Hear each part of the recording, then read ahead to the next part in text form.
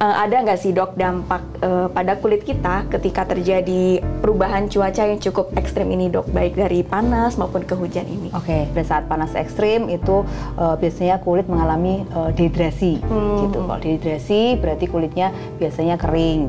Kalau kering biasanya juga jadi kulitnya lebih sensitif Mbak. Jadi kalau lebih sensitif, lebih gampang merah, lebih kasar, lama-lama bisa terasa gatal dan juga bisa muncul penyakit-penyakit kulit.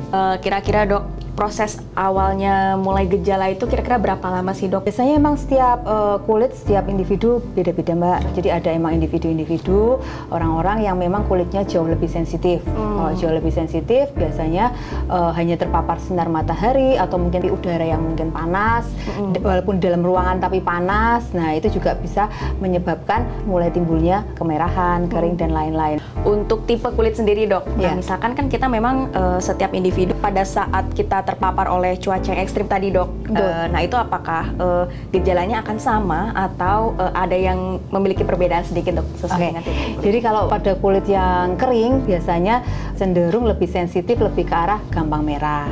Kemudian tadi kering, ketarik, gampang merah. Kemudian lama-lama juga jadi mengelupas, terasa panas seperti itu.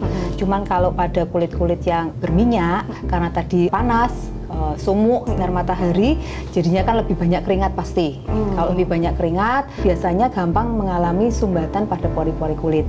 Jadi lama-kelamaan jadi beruntusan, jerawat tambah banyak, yang seperti itu. Kira-kira dok, ada nggak sih cara menjaga kesehatan kulit kita dengan tips khususnya pada cuaca yang ekstrim ini dok? Oke, yang pertama gimana caranya supaya tidak terjadi dehidrasi tadi. Jadi kita minum air putihnya harus cukup. Selain itu juga dari cara mandi gitu. Jadi mandi, cuci muka, jangan pakai air panas. Jadi kalau pakai air panas itu menyebabkan pertahanan kulitnya, skin barrier kulitnya jadi rusak. Selain itu juga harus menggunakan moisturizer yang tepat sesuai dengan jenis kulitnya masing-masing.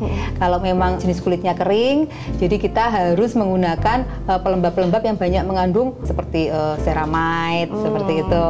Kalau misalnya memang kulit kita berminyak, kita juga harus memilih pelembab-pelembab yang non-komedogenik gitu. Jadi tetap menggunakan pelembab yang water based, bahan dasarnya air, jadi nggak nyumbat pori. Jadi yang tadi non-komedogenik, yang bahan-bahannya disesuaikan dengan jenis kulit kita. Terus yang terakhir, ya jelas menggunakan sunscreen. Minimal SPF-nya 30. Kalau mungkin yang aktivitasnya biasa cuma di dalam ruangan, kita bisa menggunakan SPF 30. Kalau misalnya memang banyak kegiatan di luar ruangan, kita bisa menggunakan SPF paling tidak 50.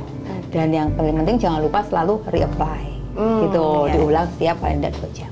Baik, seperti itu. Oke.